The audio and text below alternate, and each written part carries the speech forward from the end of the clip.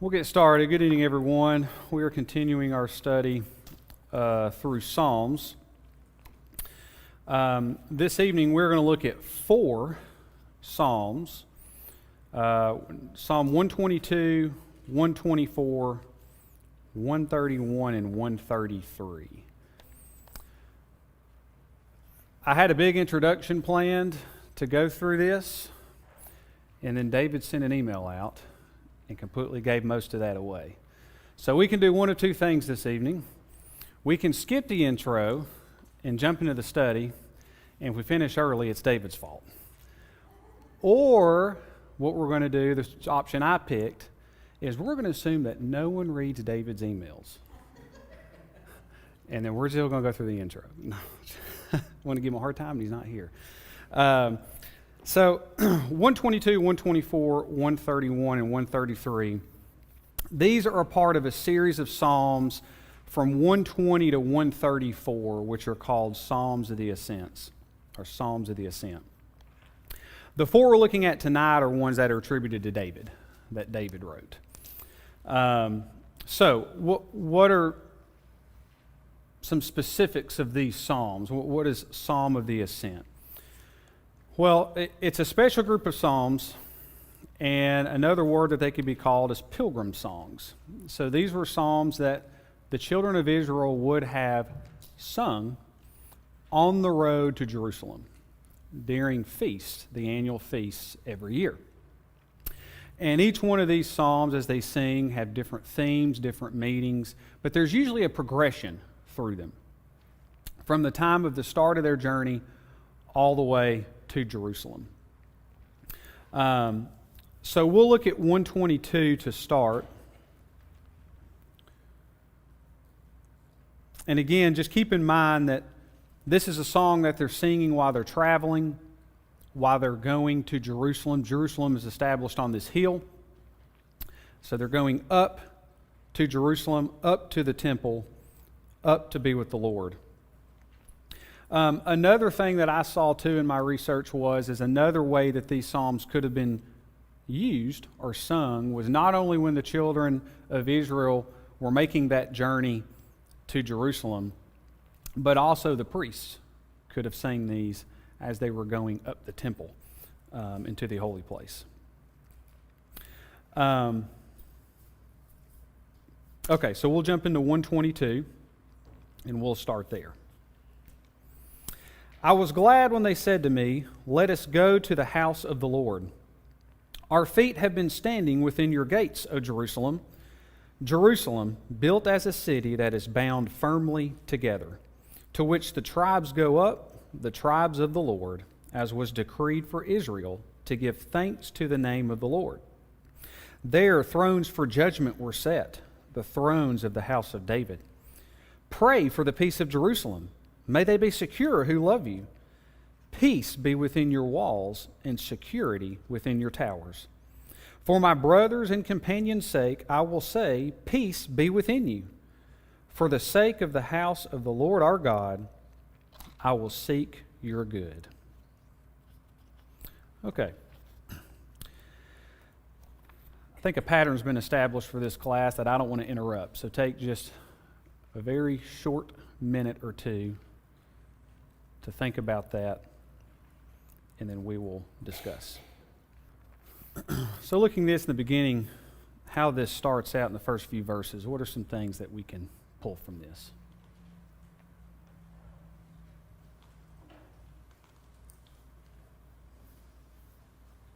Certainly dirge that they sang as they were marching up to Jerusalem. I just get the impression that this was a upbeat, jig, or joyous song as they were going. Yeah. You see the tone of this starting out very joyful, and so it seemed to be very upbeat, very positive message. What else? Yeah, along the same lines, just love the attitude of verse 1. I was glad when they said to me, "Let's go worship, let's go to the house of the Lord." It begs the question, is that our attitude? Like when we say, "Hey, like tomorrow's Sunday,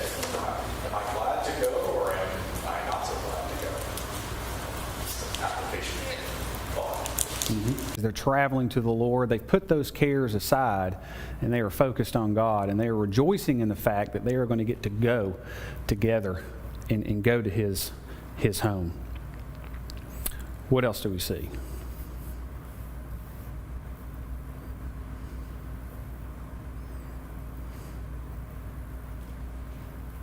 think it's interesting how the second half of each verse is giving more description of the Yeah, so we see that again, as we see in a lot of the Psalms, especially as David, there's these sayings or expressions, and then there is a layer on top of that that's followed, whether that's a response, whether that's an answer, whether that's another layer of information, or something that might dig deeper. So we see that here in these verses, that glad to go to the house of the Lord, built as a city, but bound firmly together.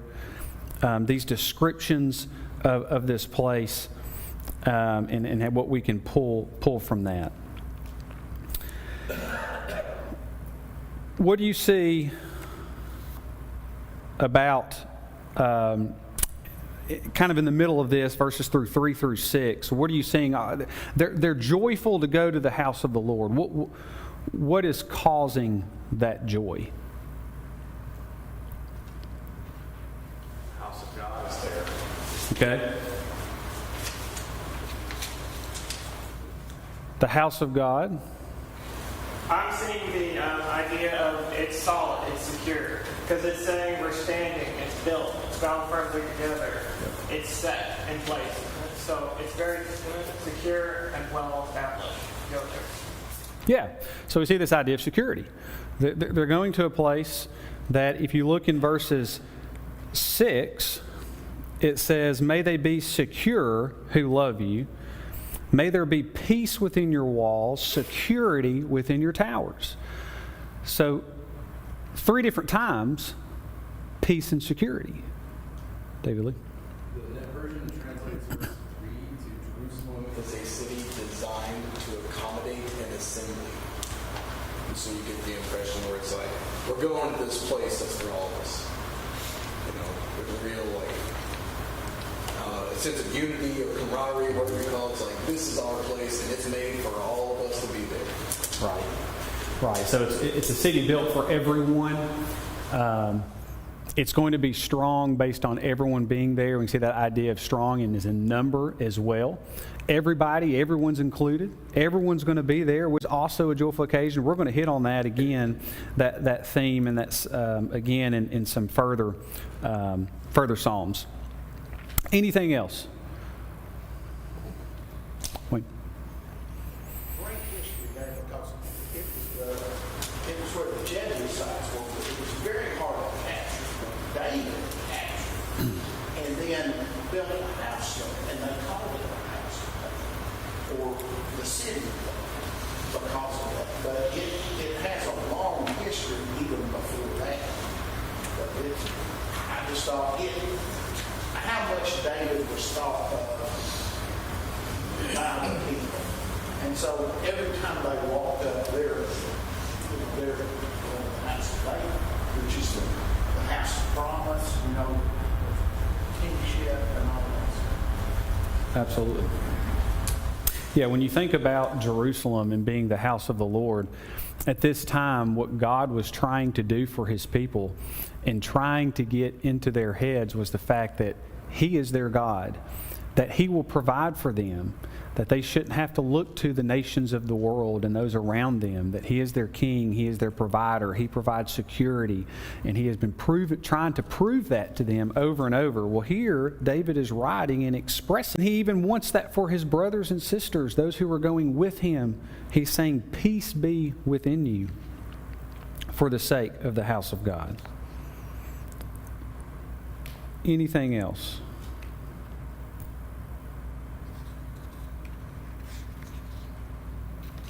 Yeah, just another thought about just sort of, I guess, application in a way.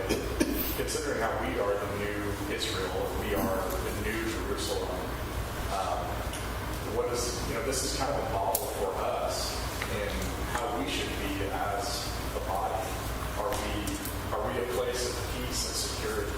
we a place that's built firmly and securely? Are we a place that people are glad to come to?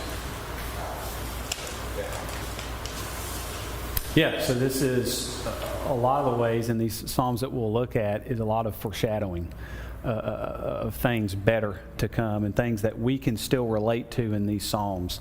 So the comment you just brought up, Isaiah 2, verses 1 through 5, starting in verse 2, this is a description of the mountain of the Lord. It shall come to pass in the latter days that the mountain of the house of the Lord shall be established as the highest of the mountains, and shall be lifted up above the hills. And all the nations shall flow to it, and many people shall come and say, Come, let us go up to the mountain of the Lord, to the house of the God of Jacob, that he may teach us his ways, that we may walk in his paths. For out of Zion shall go forth from the law, and the word of the Lord from Jerusalem. He shall judge between the nations. He shall decide disputes for many peoples. And they shall beat their swords into plowshares, and their spears into pruning hooks. Nation shall not lift up sword against nation, neither shall they learn war anymore. O house of Jacob, come, let us walk in the light of the Lord. Again, this idea that the Lord is a refuge for us. He provides security, comfort. There will be no quarreling, no fighting, but joy and unity. Anything else before we move on? Okay. We'll jump to 124.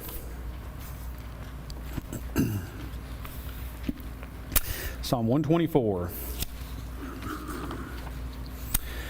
If it had not been the Lord who was on our side, let Israel now say, if it had not been the Lord who was on our side, when people rose up against us, then they would have swallowed us up alive when their anger was kindled against us. Then the flood would have swept us away, the torrent would have gone over us. Then over us would have gone the raging waters. Blessed be the Lord, who has not given us as prey to their teeth. We have escaped like a bird from the snare of the fowlers. The snare is broken, and we have escaped. Our help is in the name of the Lord, who made heaven and earth. Just take a minute or two. I have this broken up into 3 sections, or just 3 messages. I have the first 5 verses. 1 through 5 is 1, verse 6 and 7, and verse 8. I don't know if y'all have anything differently when you guys were studying it. I just think there's some clear division there. So what do we see? What's the message being related at the start of this psalm? It's a psalm of acknowledgement that without the Lord, we couldn't have done this. Okay. So acknowledgement that there's some threat, there's danger, that they are in need of God. What else?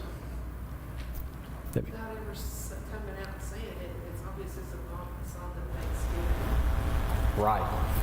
Yes. So they've acknowledged that they are in need, they're in threat and danger, that God has provided for them this security, and they are thanking Him for that. And that's through that acknowledgement and making that, and vocalizing that to the Lord. Anything else? They are acknowledging that if it hadn't been for God, they wouldn't be there. And that may seem somewhat obvious when you think about some of the things that they've gone through. I compare this, I think about the Song of Moses. This kind of makes me think of that, where obviously, if God hadn't closed the waters back up on the Egyptians, then obviously they would have drowned, or they would have been destroyed by the Egyptians. But, if this is some about some that, and maybe later other skirmishes that have been in, there's times when they may have thought that it was their own strength that brought them through those things, but here they're actually acknowledging that without God, that wouldn't have been possible. Yeah, David. What she just said is this psalm seems like a psalm that you would see David write in the first person. this way about you. Because you did this for me, therefore I feel this way about you. I acknowledge you as my deliverer. To see this song written in the context of Israel, like the whole nation is saying this, it's like, man, well, if y'all had felt this way the whole time, we'd have a whole different history, wouldn't we? You know, so it's, on one hand, it's cool. It's apparent that David wrote the song because this blends in with a lot of the songs, right? From the perspective of the whole nation acknowledging that it stands out to me as a little unique. Yeah. So combining those two comments, we see that Israel is in a position that they have no power, that their fate is doom. It is destruction. There is nothing they can do to help their situation. They think that the end is near, the end is coming, but God provided. And if it wasn't for Him, they would not be in the situation that they are in. And so we see this with David writing, and so the other comment that was made was what parallel that is in his life. How many Psalms has David written to where he's in a situation to where he thinks there's no hope? There's no hope. He opens his heart to the Lord. He has faith in God for deliverance, for security, and he puts it all in God's hands because he knows that there's nothing that he can do. There's nothing no one else can do. The same idea here, that there's no deliverance is in God. It is not in us. It is not in earthly governments and powers. Those who we may see as friends or think are friends, the Lord is who delivers and has the power to do so. That's a repeated theme often because you have Joshua. Back when they were coming into the northern part of it, and that's where this is. And in Joshua 11, it names all the kings that are coming up at one time. And it says they had as many people as the sand is on the seashore, and many horses and chariots. It was just overwhelming.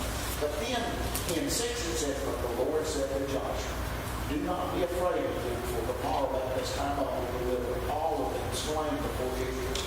You shall hamstring their horses and burn their chariots. And over and over, God, when He delivers across the desert, you couldn't go 40 years in that country without your clothes wearing out, being fed and watered. You know, it just. I heard a guy say the definition of faith is courage when all is lost. It's believing. When you think you're going to be overwhelmed, have courage. That's faith. Putting full confidence in God. Trust in God, absolutely. What else? Anything else?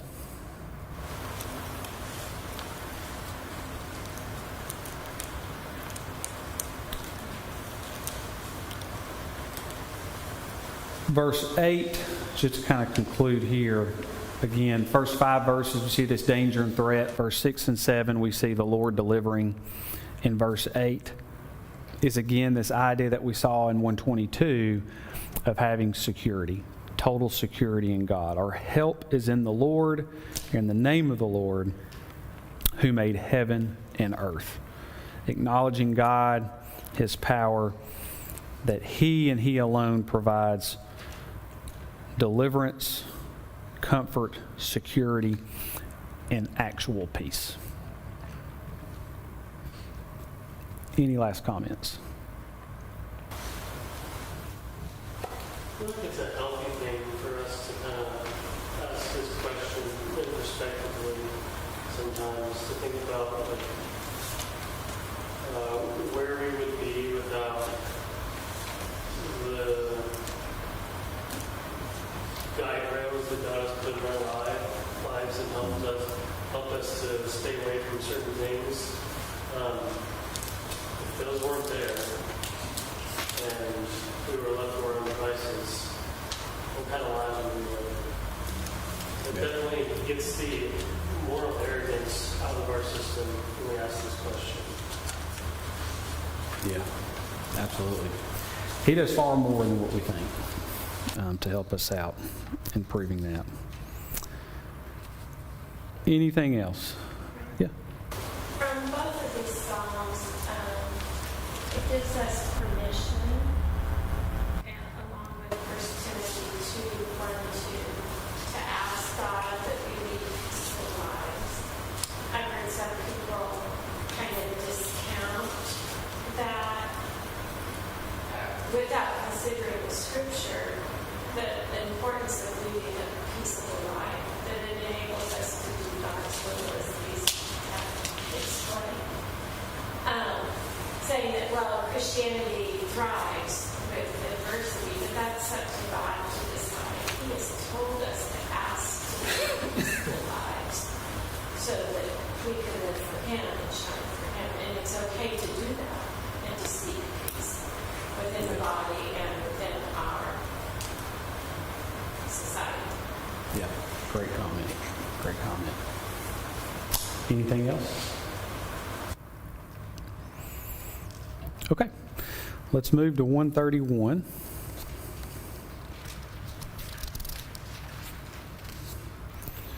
The longest one we have. 3 verses. 131. O Lord, my heart is not lifted up, my eyes are not raised too high. I do not occupy myself with things too great and too marvelous for me. But I have calmed and quieted my soul, like a weaned child with its mother. Like a weaned child is my soul within me. O Israel, hope in the Lord from this time forth and evermore. So here we have 3 verses. When you look at that, obviously you're thinking, okay, it's pretty quick. 3 verses. 3 sections. Three sections here. But there's quite a bit to unpack with these 3 verses. Maybe that's why it's only 3. He decided to do quality over quantity. So 3 verses. So what do you see as the themes or the takeaways from these 3 verses? Contentment. Was that Contentment. contentment? Okay. Humility. That's jumping off the page. Maturity of faith. So, Nope. Maturity of faith. Peace. Peace. Resolve. So see, we're seeing these themes throughout these Psalms that are hitting every time. And so see how they're connected. So spirit of humility, trust in the Lord. What are some things that are used to describe that?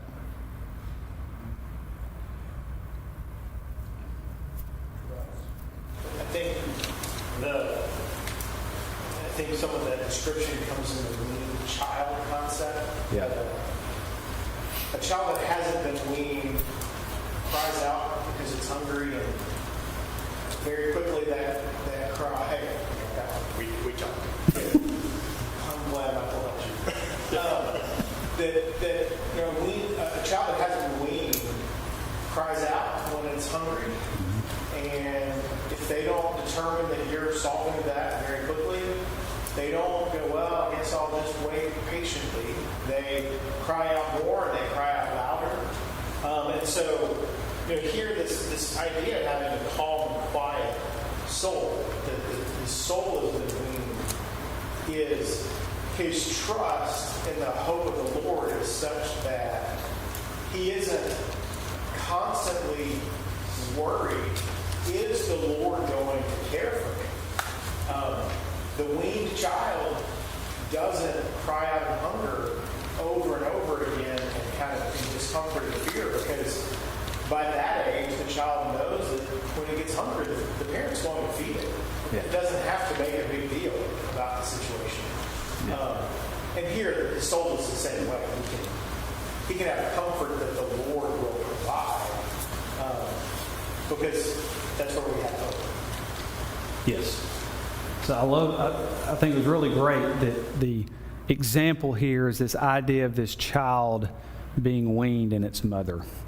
And so this idea that a child cries out to its mother when it's in need, when it needs food, and that child may be worrying if it's going to get satisfied or not. It has worry and anxiety, but we see we see that the soul is at peace and knows that the Lord is going to provide. Something I was reading when looking at this, going along the same lines of that, maybe just said a little differently, is that when a child is not weaned, looking for food, looking for immediate satisfaction, those physical needs, short-term needs, but when it's weaned, it looks to its mother out of a desire for love, for closeness, companionship, a relationship that is long-term. That is our maturity to God and our soul that longs for Him. Anything else? I love the contrast to that. Sort of the first half in verse 1. I kind of struggled for a minute to understand really what he was saying here for a minute, but really sort of the part B where he says, I do not occupy myself with things too great or too marvelous for me. There's that sense of like, yeah, don't worry about it. There are things that are going on, both in a worldly perspective and a spiritual perspective, that are too great or too marvelous for us to handle or to even contemplate. So it's kind of that contrast between there's things out there that you don't understand that are going to be a stumbling block for you in a way, but instead you calm and quiet your soul. You don't have to worry about that.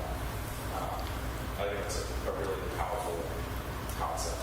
Yeah, absolutely, which goes back to the trust. Expanding on Jared's point, verse 3, when it says, O Israel, hope in the Lord, I think other words could have gone there. Love the Lord, trust the Lord, serve the Lord, obey. But all those other things, as Jared was saying, if they're doing wrong, they're putting their hope in something else. Yeah. So the balance of that, hope in the Lord. Yep. The idea we talked about in 122 about not putting your trust in other people of the world, other powers, but in God. Same thing. Our hope is in the Lord. I like the comment too Jared made about, my eyes are not raised too high. My heart is not lifted up. This idea of humility, letting go of pride, not letting the burdens that are too heavy for us to burden us, that we don't have to carry. That we are to pursue calm. We are to pursue the quietness, the rest and peace of God and what that is and being in His presence. And when you think about, this is David writing this. So when he says, I don't occupy myself with things too great or too marvelous. We're talking about a guy who was king. His responsibility was to the people. He was their leader. He was a servant of God. And yet here he is, humble and understanding that there's things beyond his comprehension. And those things he doesn't need to worry about because his hope and his trust is in the Lord. And he's going to let God worry about that because he knows God's going to take care of that. And he's going to deliver them. And he's going to provide that peace and security that's going to allow him to then be quiet, to have rest, and to be like a child weaned of its mother. His soul is longing for the Lord, has closeness and peace with God. I love this theme of peace that's kind of been through all three of them. And yet all of these are such different songs that it seems that the musicality of each one was probably quite different as well. Like, this is not a hard rock song. Like, this is not like a pumpy love song. This is like a lullaby type song where like you sing it contemplatively as you go up. whereas the first one is more like a woohoo, like we're going to the house of the Lord. So, and yet both songs can kind of come to the same conclusion, like there is peace and hope. Yeah, I love that. It's great. Any other comments? Just that it's not a sign of weakness in the Right. face of trouble to kind of be able to lean on the Lord. Yes. It's a sign of strength. It's like, I don't have to do Yeah. it's strength, and we see that because we see that we're going through all kinds of stuff. And they're remaining. Yeah. Exactly right. Not, And that's peace. yeah. It's not a sign of weakness when we ask for help or go to the Lord. That's what He wants from us. That's what He asks of us and wants us to do as His children. Okay, let's move to 133. Psalm 133.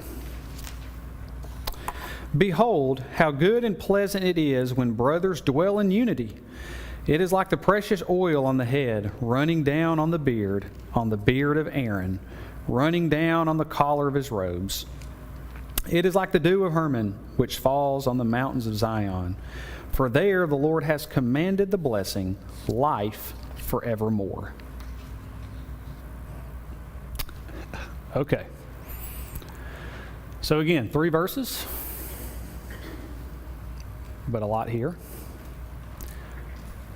So what is the theme or some themes that you pick up on jumping off the page at you? This idea of how does it feel when all of us are together? Is it rejuvenating, like oil on our heads, or is it like, oh great, I got to be with the present again? Right. So we see this picture of everyone being together. We see this oneness. And how does that make you feel?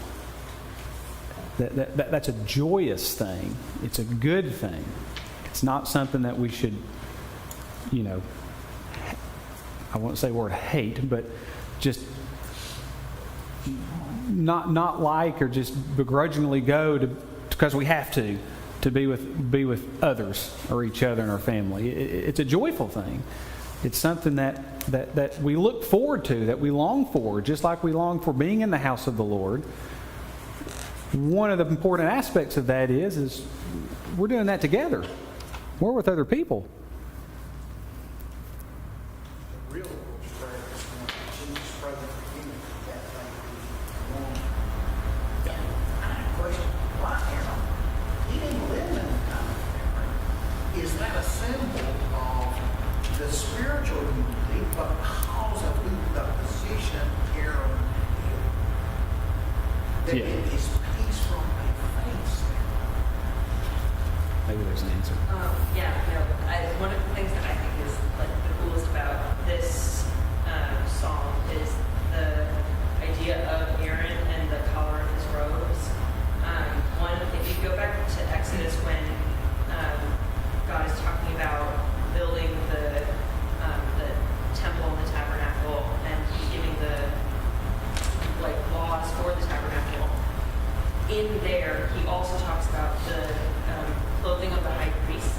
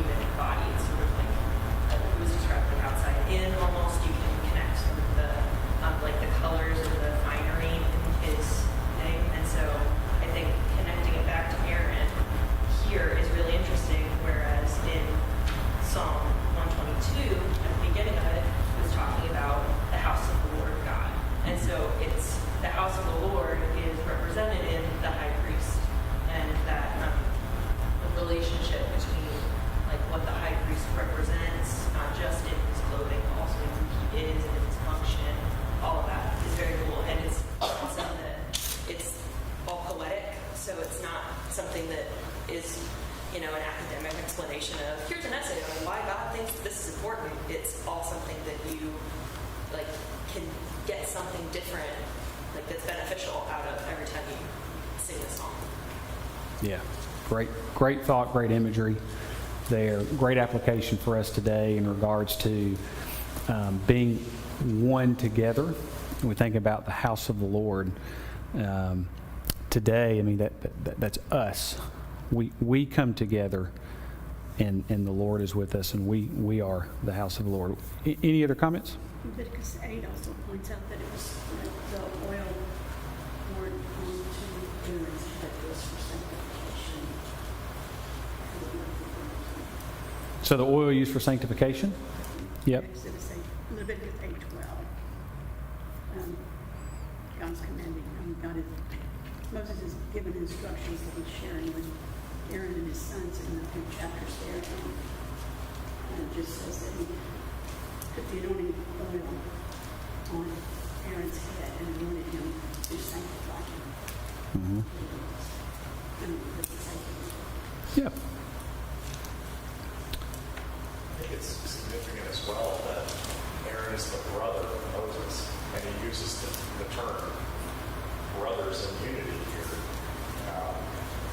I think we should gloss over the fact that, yeah, they were brothers, and Moses did that for Aaron. I think that's significant. Yeah, I like the imagery here that I have and I read is they're talking about the beard running down Aaron as a description of the brothers dwelling in unity. So what I was reading was this imagery of the fact that this oil that they would pour would cover. It was not something that was a drop or a sprinkle. It would cover Aaron. And this oil was this fragrance that smelled good, and it would be a pleasing aroma. And so it would cover him, and it would fill the whole area with this pleasing aroma. And so the dwelling of unity is this pleasing aroma for all of us that we can all partake in, and which is pleasing to the Lord because we are one. We are not indivisive. We are in unity and one with the Lord together. Same picture of like the dew of Hermon, which falls on the mountains of Zion. Hermon was mountains up north. And so it would fall and go all the way through the land. Everyone would partake in it. There would be no one left out. Unity is all-inclusive. There's no one left out. We are all together.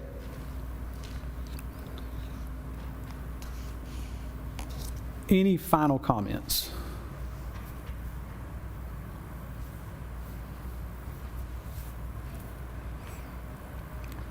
Awesome. I hope you got a lot out of this. I hope you see the connection also, but just between these 4 Psalms. Again, if you look at 120 through 134, you'll see continued themes and how these connect in this progression, which can be very similar to when they start their walk through their pilgrimage. But you can see this idea of this joy of going to the house of the Lord because of what the Lord provides, and what we need comes from the Lord, and only He can provide. And that provides peace and security, and then that we can be calm and quiet, that we are humble before the Lord, knowing that He is the provider and He is the deliverer for us in all things. Whether that's in time of despair, time where we think we don't have hope and we're in danger, or whether that's simply we are going to praise Him for being our God, for being the God of heaven and earth. And then the fact that we are doing that together, and that we do that as one. We are unified in that. We have this idea of oneness. We are one body. We are one faith. We worship the one true God. Thank you so much.